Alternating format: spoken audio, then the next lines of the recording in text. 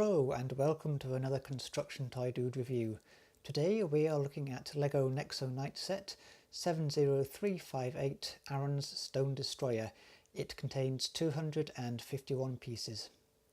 The Nexo Knights theme has been around since 2016 and it features technologically advanced medieval style warriors who defend the kingdom of Knighton against evil monsters unleashed from a magical book.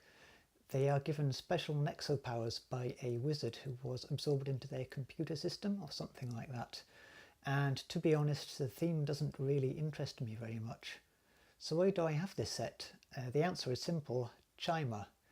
Let me explain. When I first saw the Legends of Chimer sets in stores, I thought they looked pretty dumb and I wasn't that interested in them, until I actually bought one on a spur of the moment impulse. And Chimer quickly became one of my favourite LEGO themes of all time. So, will I also fall in love with Nexo Knights? Let's find out. Inside the box we have 2 bags of parts, the instruction booklet plus the inevitable sticker sheet. Here are all the pieces laid out, quite a range of colours, everything from dark grey all the way through to neon orange. You'll see we've got some flick-fire missile pieces, quite a few of these trans-clear studs, which I think are for stud shooters. The good sign is all these Technic elements here, because I generally find sets which contain lots of Technic elements have quite an interesting build. One minifigure comes with the set. This is Aaron, one of the Nexo Knights. Here he is so you can see the full effect of his printing on his torso, legs and feet there. I like the design, it's neatly printed and the choice of green for the colour scheme is pretty good. If you have a look at his alternate expression, it's kind of strange. Eyes closed, big smile on his face. I can't see kids really wanting to use this much when they're staging battles, but perhaps he makes his face a lot in the animated show. Here is Aaron with his armour and helmet on. The visor lifts up, but I'm not very keen on this neon orange. When Aaron holds his weapons, things start to get a bit complicated. He's got a big shield which holds a Nexo power. 2 come with the set. That's the second one there. And you can scan these with the Nexo Knights app and it does something. I'm not entirely sure what, and I don't really care, to be honest. Then his shooter is kind of bulky, and the minifigure just kind of gets lost behind them. You can't really see this being practical in combat.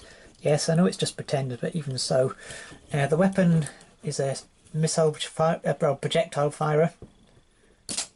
Oh, I will never see that piece again. Then we have Robot Hoodlum. Guess which English legendary character he's based on. Straight off the bat I'm going to say I love this wee thing, as the actress said to the bishop, because I'm a big fan of robots and the concept of a robotic Robin Hood, it really appeals to me. The logo on his torso will be familiar to anyone who knows the 1980s Lego Castle Forest People theme, which I absolutely loved as a kid. Anyways, Robot Hoodlum is built to a simple design, yet he works very well. His arms and legs are articulated, and that's all they really need. He's armed with the traditional castle longbow. There we are.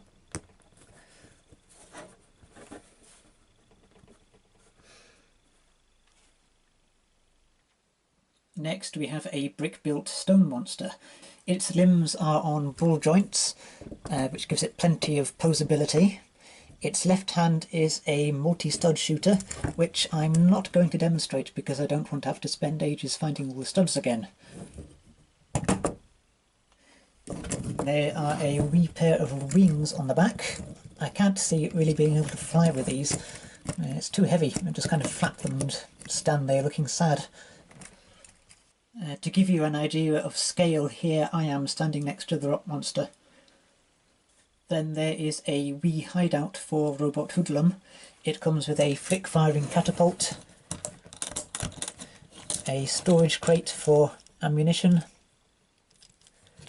and it's just a nice piece of scenery to add play value to the set. Then we come to the vehicle, which looks like somebody has tried to mash together LEGO Classic Space, Castle and Power Miners themes. The front blades here rotate when you push the vehicle along. There are flick-firing missiles on either side, which are ball jointed, so it gives you some sort of aiming ability there. To be honest, I find the vehicle very awkward. The front wheels are way too narrow and look out of place. I am not a fan of this neon orange. Interestingly, one of the lead designers in the Nexo Knights theme was also a designer on the Ice Planet 2012 theme from Lego Space. That was in the 1990s. I didn't like the orange colour there, and I don't like it here. Aaron can be sat at the controls, but there are no studs for him to be fitted onto, so he just kind of wobbles around in the cockpit.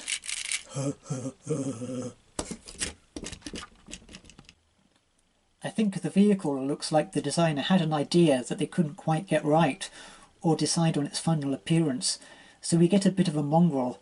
I am a big fan of the Lego Castle theme, and Lego do push Nexo Knights as being its successor, which disappointed a lot of people, including myself. However, Nexo Knights has failed to catch on, and I think this is because of the design of the sets more than anything else.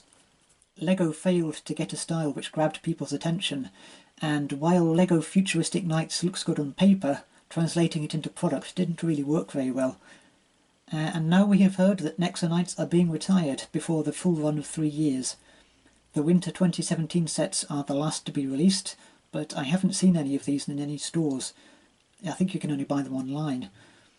Perhaps in trying to invoke the nostalgia of classic space and castle, plus attract new fans at the same time, Lego Nexo Knights just fell between the hurdles. Okay, it's final score time, starting with quality. 5 out of 5, all the pieces are moulded properly, and the printing on the minifigures is nice and neat, no paint slosh. Design, 2.5 out of 5.